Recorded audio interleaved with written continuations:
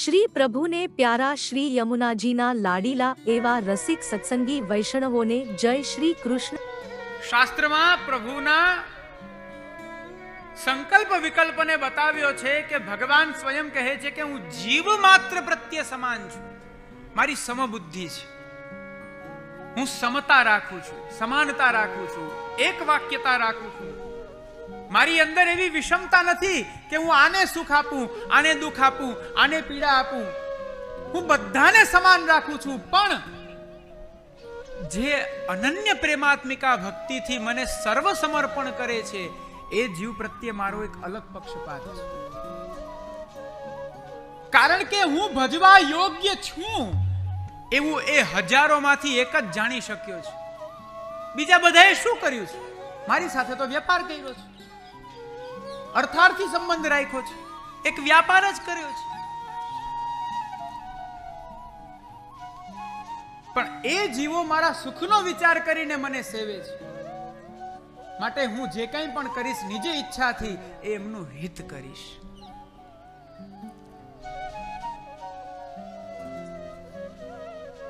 પહેલું હરિ સર્વમ કરીષ્યતિ, ત્યારબાદ બીજું હરિ સર્વમ નિજેચ્છાતઃ કરીષ્યતિ, ત્રીજું આવે છે પ્રાર્થિત એવા તતઃ કિમ સ્યાત। આ ત્રીજો વિવેક।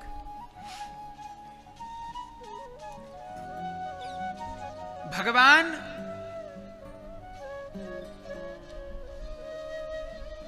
અંતર્યામી છે, જીવોના અંતઃકરણમાં બિરાજીને પ્રભુ સર્વ કાંઈ જાણી રહ્યા છે। એવી પરિસ્થિતિમાં પ્રભુ પાસે પ્રાર્થના કરવાથી શું પ્રાપ્ત થશે?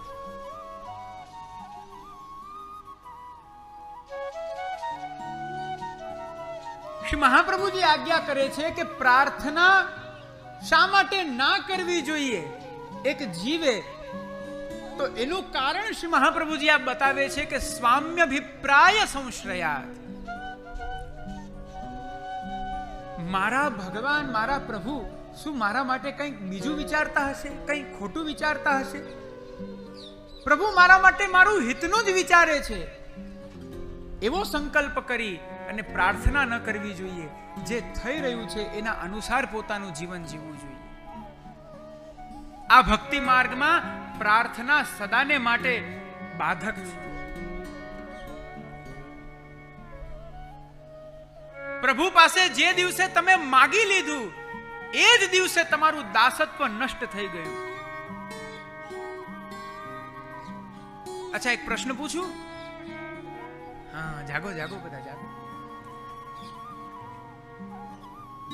જે દિવસે પ્રાર્થના કરી દીધી, કઈ માગ્યું, એ દિવસથી તમારું દાસત્વ ત્યારે ને ત્યારે નષ્ટ થયું, તો પેલા દાસત્વ તમને ક્યાં મળ્યું હતું?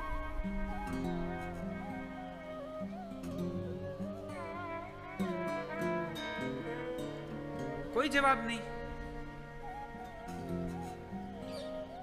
બ્રહ્મ સંબંધ વખતે જ્યારે તમે આત્મનિવેદન કરો છો, આત્મસમર્પણ કરો છો, ત્યારે એ આત્મસમર્પણમાં તમે તમારું સર્વસ્વ જ્યારે સમર્પણ કર્યું છે, તો સર્વસ્વ સમર્પણ કરતી વખતે તમને સહજ રૂપે દાસત્વ પ્રાપ્ત થઈ ગયું છે।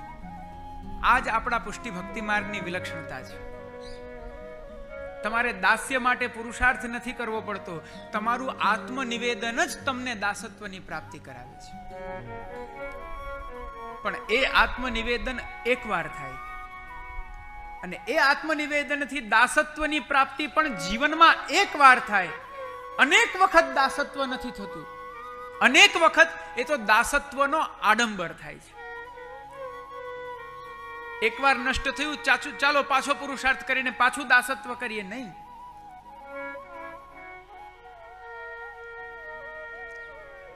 જ્યારે ભગવાન સર્વ સમર્થ છે, સર્વ કર્તુમ અકર્તુમ અન્યથા કર્તુમ સર્વ સામર્થ્યવાન છે, એવા સર્વ સામર્થ્યવાન પ્રભુ જ્યારે નિજ ઈચ્છાથી એક પિતાની જેમ મારું હિત કરવા મારી ઉપર બિરાજે છે, જેમના મારા મસ્તક ઉપર જેમના સહસ્ર હસ્તો વિદ્યમાન છે, આટલું સૌભાગ્ય પ્રાપ્ત થયા પછી પ્રાર્થના કરીને સ્વધર્મ હાનિ કરવાનો શું લાભ? માટે વૈષ્ણવોએ પ્રાર્થના ના કરવી જોઈએ। આ પ્રકારેનો ત્રીજો વિવેક શ્રીમદ આચાર્ય ચરણ આપણને બતાડી રહ્યા છે. પ્રાર્થનાથી સ્વધર્મ હાનિ થાય છે. અને માગવું જ હોય તો કઈ અલૌકિક માગો.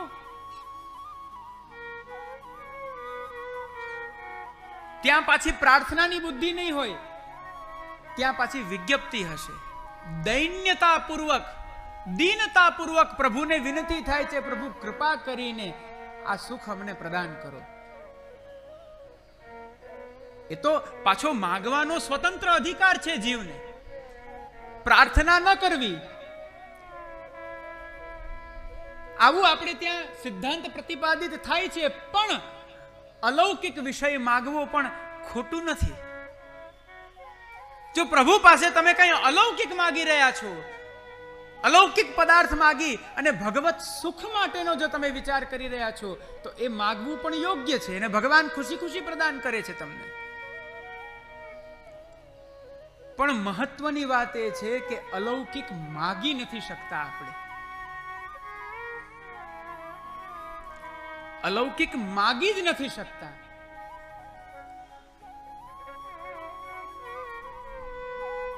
લૌકિકમાં જ તત્પર થઈ જઈએ છીએ. યાદ કરીએ કૃષ્ણદાસ મેઘનનો પ્રસંગ.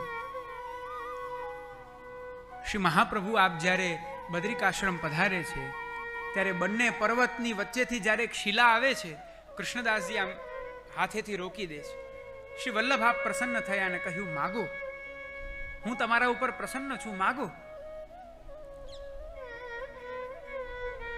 કૃષ્ણદાસજી બે હાથ જોડીને કહે છે, પ્રભુ આમ તો માગવું ન જોઈએ, પણ જો આપ આજ્ઞા કરી રહ્યા છો તો હું 3 વસ્તુ માગું છું. સૌથી પહેલા એવી કૃપા કરો કે માર્ગનો સિદ્ધાંત હૃદયારૂઢ થાય.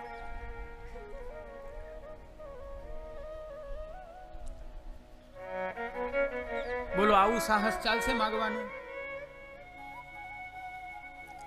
બીજું માગ્યું મુખરતા દોષ જાય. ત્રીજું માગ્યું કે મારા અન્ય ગુરુને શરણે લો. કે એ વિષય પાછો અલગ છે, એનો ભાવ પ્રકાશ આખો અલગ છે. પણ કહેવાનો તાત્પર્ય કે માગવું છે તો પછી કઈ આવું અલૌકિક માગો. માર્ગનો સિદ્ધાંત હૃદયારૂઢ થાય. આ માર્ગનો સિદ્ધાંત શું છે? કૃષ્ણ સેવા એ આ માર્ગનો સિદ્ધાંત છે. કૃષ્ણ સેવાની અંદર તત્પરતા એ આ માર્ગનો સિદ્ધાંત છે. અને એ હૃદયારૂઢ ક્યારે થાય? જ્યારે પ્રભુની કૃપા હોય તો. આપણા સાધનથી સંભવ નથી. અરે આપણે તો પ્રભુના નામ લેવાનો પણ આપણો અધિકાર નથી. એટલી લૌકિકતા આપણી અંદર ભરી છે. પ્રભુમાં એટલી અલૌકિકતા છે અને આપણામાં એટલી લૌકિકતા છે કે આપણે પ્રભુના નામ સુદ્ધાનો પણ ઉચ્ચારણ કરી શકીએ એવી આપણી પાત્રતા નથી. આ શ્રી ગુસાઈજી આજ્ઞા કરે છે. પણ શ્રી મહાપ્રભુજીની આડીથી આ સૌભાગ્ય આપણને પ્રાપ્ત થાય છે.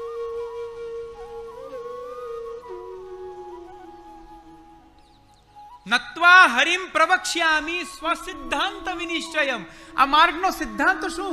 તો શ્રીમદ આચાર્ય ચરણ આજ્ઞા કરે, કૃષ્ણ સેવા સદા કાર્યા માનસી સા પરામતા.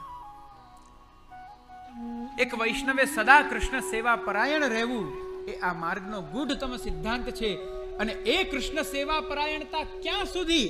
આ દેહ પર્યંત, જ્યાં સુધી આ શરીર છે ત્યાં સુધી.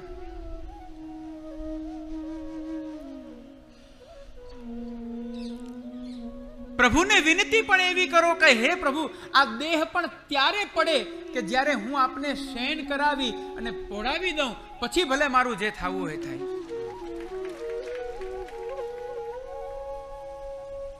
અને જો સેવામાં હશો ને તો કાલ પણ બાધા નહીં કર્યો. તો પેલો ડોકરી વાળો પ્રસંગ છે ને, 8 વાર કાલને મોકલ્યો છે. આ સામર્થ્ય એક વૈષ્ણવનું છે. આ એક વૈષ્ણવનું સ્વરૂપ છે.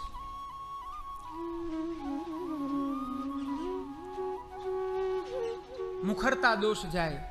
એક વૈષ્ણવે કોઈની નિંદા પણ ન કરવી જોઈએ અને કોઈના ગુણ પણ ના ગાવા જોઈએ. કેવલ પ્રભુના ગુણ ગાવા જોઈએ. આપણે એવું માનીએ છીએ કે કોઈની નિંદા કરો તો જ મુખરતા દોષ થાય. તમે કોઈના ગુણ ગાવ છો તો પણ વાણી દ્વારા એ થતો દોષ જ છે. એવો કોણ વ્યક્તિ છે જે અનંત ગુણોના સાગર એવા ભગવાન કરતા પણ એના ગુણ વધારે છે? તો ભગવાનના અનંત ગુણાધિપતિ એવા ભગવાનની સમક્ષ એમના સેવક થઈ અને ક્ષુદ્ર ગુણને ધારણ કરનારા એક લૌકિક જીવના જો આપણે ગુણ ગાઈએ તો એનો પણ વાણી દ્વારા દોષ લાગે છે. એટલે આજથી કોઈને પ્રસન્ન કરવા માટે જો વખાણ કરતા હોય તો ના કરતા, અને નિંદા તો કરવી જ ના જોઈએ. 3 વસ્તુ માગી શ્રી વલ્લભે આપે પ્રસન્નતાથી આપી. પણ જુઓ, ઠાકુરજી આપણને સર્વ વસ્તુ પ્રદાન કરે છે, આપણા યોગક્ષેમનું વહન પણ પ્રભુ કરે છે, પણ આપણને એમાં વિશ્વાસ નથી. પુનઃ પાછા આપ વ્યાસજીની ગુફામાં પધારે છે અને ત્યાં 3 દિવસ આપ અંદર બિરાજ્યા અને બહાર પધાર્યા તો કૃષ્ણદાસ ત્યાં જ થાળા હતા. પૂછ્યું, તમે ગયા નહીં, અહીં નહીં હતા? પ્રભુ, આપને છોડીને હું ક્યાં જાઉં? આપના સિવાય મારું કોણ છે? મારું આશ્રય સ્થાન, મારું શરણ જ આપ છો, હું ક્યાં જાઉં? આપનાથી અતિરિક્ત મારી ક્યાંય ગતિ ન થઈ શકે. એક આપનામાં જ મારી ગતિ છે, હું ક્યાં જઈ શકું? શ્રી મહાપ્રભુજી પ્રસન્ન થયા. પુનઃ કહ્યું, હજી માગો, કંઈક માગી લો. પાછી એ જ વસ્તુ માગી. પ્રભુ કૃપા કરો, માર્ગનો સિદ્ધાંત હૃદયારૂઢ થાય, મુખરતા દોષ જાય અને મારા ગુરુને શરણે લો. આ અવિશ્વાસ. કદાચ એ ના માગત તો પણ પ્રભુ એ દેવાવાળા છે. શ્રી મહાપ્રભુ આપ એમને દેવા ના જતા, પણ છતાં એમને અવિશ્વાસ થાય છે. ભાવ પ્રકાશમાં તો ત્યાં સુધી કહ્યું છે કે હજી એમનું શરણ કાચું છે. શ્રી મહાપ્રભુજીમાં હજી એમની અનન્ય શરણાગતિ નથી. હજી એમના અંતઃકરણમાં ક્યાંક એવો ભાવ છે કે પેલા પણ મારા ગુરુ છે. આટલી અનન્યતા ભક્તિ માર્ગમાં હોવી જોઈએ. એક વૈષ્ણવ એ આ સંસારના દુઃખોને લઈ અને દુઃખોને એ રીતના આમ ચુનૌતી દેવો જોઈએ કે તારામાં સામર્થ્ય હોય તો મને ડગાવીને દેખાડ. શ્રી મહાપ્રભુજીનો સેવક કેવો છે? કલિકાલ ઉપર પગ રાખી કાલના પ્રતિબંધકોનું છેદન કરતા કરતા જે કૃષ્ણ સેવા પરાયણ છે, શું એ વ્યક્તિ સામાન્ય દુઃખોથી પ્રાર્થના કરી લે? શ્રી મહાપ્રભુજી કે આવું તો સ્વપ્નમાં પણ ન થવું જોઈએ. મારો સેવક આવો ન હોય. આવી અનન્યતા જો પ્રાપ્ત કરવી હોય તો કાંઈક શરણાગતિનો ઉદ્યમ કરો, કાંઈ પ્રયત્ન કરો, માર્ગમાં આગળ વધો. સાહિત્યમાં બહુ સરસ એક કહેવત છે, ઉદ્યમે નહીં સિદ્ધ્યંતિ કાર્યાણી ન મનોરથૈ. જો કઈ કાર્યની સિદ્ધિ જોઈએ છે, જો કઈ ફળ જોઈએ છે તો પુરુષાર્થ ઉદ્યમ કરવો પડે. ત્યાં ઉદાહરણ આપ્યું કે વનનો રાજા સિંહ છે, નહીં સુપ્તસ્ય સિંહસ્ય પ્રવિશંતિ મુખે મૃગાહ. સિંહ તો વનનો રાજા છે, અને રાજા હોય તો રાજાને ક્યાંય રસોઈ બનાવવા જવું પડે? આવું ક્યાંય સાંભળ્યું છે? રાજા પોતાના રાજ્યમાં બેઠો હોય અને કોઈ રસોઈયા છે નહીં તો એને રસોઈ કરવા જાવી પડે, એને પોતાની થાળી પીરસવી પડે. આવું ક્યારે થાય? કેટલા લોકો એની આસપાસ હોય, પણ આ લોકની અંદર સંભવ છે, જીવનની અંદર સંભવ નથી. સિંહ વનનો રાજા છે, વનનો રાજા હોવા છતાં પણ જો એ સિંહ સૂતેલો રહે તો એના મુખમાં આવીને મૃગ વગેરે આવીને એનું એમ નહીં કે અમે તારું ભોજન બની જઈએ. એના માટે એને પણ ઉદ્યમ કરવો પડે છે. આ ભક્તિ માર્ગમાં શ્રી મહાપ્રભુજીનો સેવક સિંહ સમાન છે, અને સિંહ સમાન હોવાથી એને બધું જ તૈયાર મળ્યું છે. નામ નિવેદન શ્રી વલ્લભે કરાવ્યું, ભગવત સેવા શ્રી વલ્લભે પધરાવી આપી. કઈ જાણતો નતો તો સેવાની રીત બતાડી. સેવા રીત પ્રીત વ્રજ જનકી જનહિત જગ પ્રગટાઈ. એ સેવા રીત બતાડી, પણ છેલ્લે ઉદ્યમ એ શરણાગતિ પૂર્વક સેવા કરવી તો જીવને પડશે કે નહીં?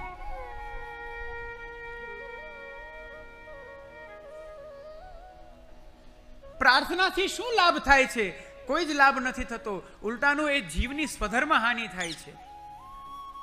બીજી વાર પણ એ જ વસ્તુ માગી, ત્રીજી વાર પાછી એ જ વસ્તુ માગી. ગંગા સાગર જ્યારે શ્રી વલ્લભ આપ બિરાજી રહ્યા હતા અને રાત્રિના સમયે આપને ઈચ્છા થઈ કે મારે ધાનના મુરમુરા આરોગવા છે. આપે આજ્ઞા નથી કરી, પણ કૃષ્ણદાસ મેઘન ચરણ સેવા કરતા કરતા જાણી ગયા તો આ સેવકનું લક્ષણ, આ સેવકનું સ્વરૂપ. સેવકાનામ યથા લોકે વ્યવહારઃ પ્રસિદ્ધ્યતિ. સેવકનો વ્યવહાર લોકની અંદર પ્રસિદ્ધ છે. એ વ્યવહાર કેવો? એ આ પ્રકારનો. પ્રભુ જો આપણને કહે કે હે જીવ, તું આમ નહીં ને આ પ્રકારે મારે આ જોઈએ છે, તું આ મને પ્રદાન કર, તો ખરેખર એક સેવક ઉપર એ ધિક્કાર કહેવાય. સેવક તો એ છે કે સ્વામી કહે પણ નહીં અને કેવલ એના મુખને જોઈને જાણી જાય કે મારા સ્વામીને અત્યારે આ આવશ્યકતા છે.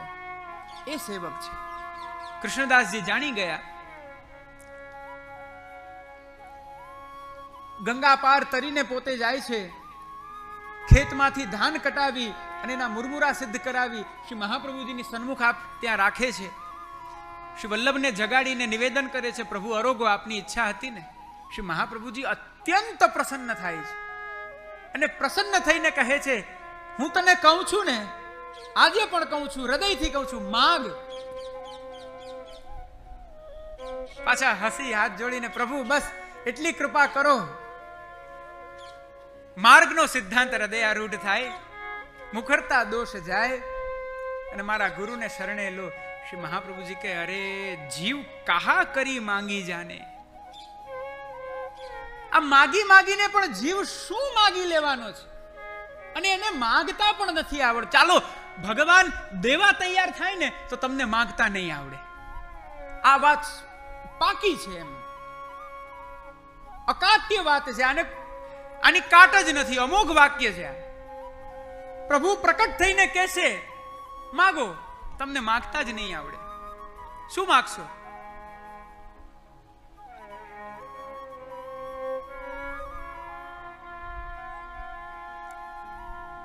ऐश्वर्य, संपत्ति, सुख, वंश समृद्धि, आयु वृद्धि? प्रभु पासे प्रभुने मागो. एकमात्र प्रभु एवा छे जे पोते बधुं आपे छे पण क्यारे पोते प्रकट नथी थता, પોતે અપ્રમેય રહે છે.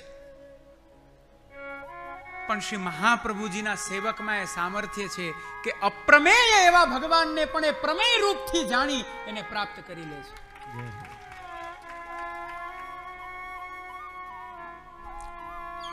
શ્રી મહાપ્રભુજી આજ્ઞા કરે છે, અરે જીવ માગીને પણ શું માગી જાણે, શું માગે છે આ માગી માગીને. અરે તું આજે જો માગ તો હું તને સાક્ષાત પ્રભુના પણ દર્શન કરાવી દઉં, પ્રભુની સાથે પણ તારો સંબંધ કરાવી દઉં. પણ માગી માગીને તું શું માગી રહ્યો છે? પ્રાર્થના કરવી એ જીવનું કર્તવ્ય નથી.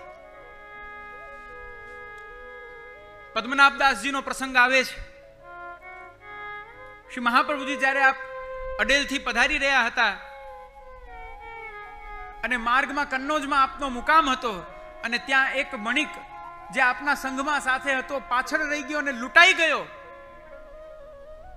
એ જ્યારે પાછો આવે છે એ સમયે પદ્મનાભદાસજી એમને દ્વાર ઉપર રોકી દે છે, કેમ કે રડતો રડતો આવે છે કે મારું ધન લૂંટાઈ ગયું. શ્રી વલ્લભને પરિશ્રમ ન પડવો જોઈએ. ત્યાં જાય શ્રી વલ્લભ પાસે માગશે તો શ્રી વલ્લભને પરિશ્રમ થાય. શ્રી મહાપ્રભુજી તો આ ભોજનમાં પધારવાના છે, ભોજનમાં અવેર થાય, મારો દાસ ધર્મ જાય. દ્વાર પરથી જ એમને લઈ ગયા બજારમાં અને ત્યાં એક વ્યાપારી પાસે પોતાનો જુઓ ભગવત સુખાર્થ, શ્રીમદ આચાર્ય ચરણ સુખાર્થ, પોતાના ધર્મને ગીરવી મૂકી અને પોતે આવ્યા અને એ વણિકના એ જે કંઈ પણ એને જે ખોટ ગઈ હતી એ બધી પૂરી પાડી. પોતે પણ માગ્યું નહીં અને પેલા વણિકને પણ માગવા જવા ન દીધો. આ એક જીવનો વિવેક છે, આ જીવનું સ્વરૂપ છે.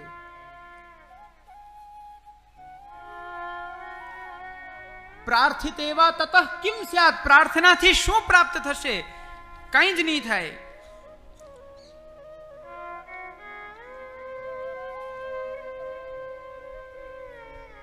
જીવોનું લૌકિક અને વૈદિક એના કર્તા અને કારયિતા પ્રભુ જ છે. તમારે પ્રાર્થના કરવાની કોઈ જ આવશ્યકતા નથી. આ પ્રકારે ત્રીજો વિવેક સમજાવી અને પછી આપ ચોથો વિવેક સમજાવતા આજ્ઞા કરે છે, સર્વત્ર તસ્ય સર્વમ હિ સર્વ સામર્થ્યમેવ ચ.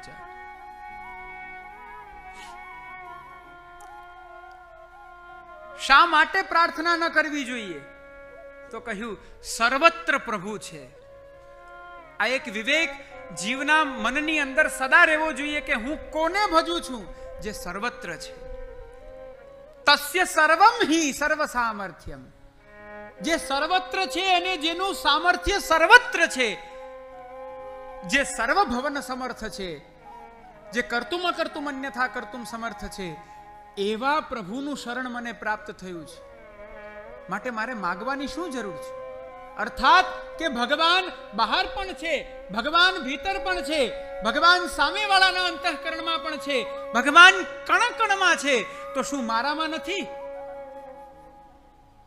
અને જો મારામાં છે તો મારું શું અભિષ્ટ છે એ પ્રભુ જાણી રહ્યા છે. તો મારે પ્રાર્થના કરીને સ્વધર્મ હાનિ શા માટે કરવી? આ એક આપણો વિવેક છે.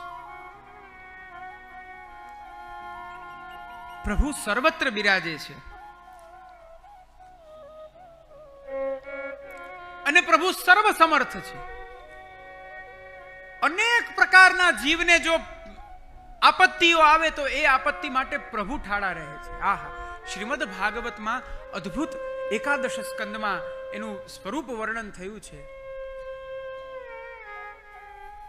સ્વપાદમૂલમ ભજત પ્રિયસ્ય, સ્વપાદમૂલમ ભજત પ્રિયસ્ય ત્યક્તાન્ય ભાવસ્ય હરિ પરેશ વિકર્મ યચ્ચોત્પતિતં કથંચિત ધુનોતિ સર્વં હૃદિ સન્નિવિષ્ટ.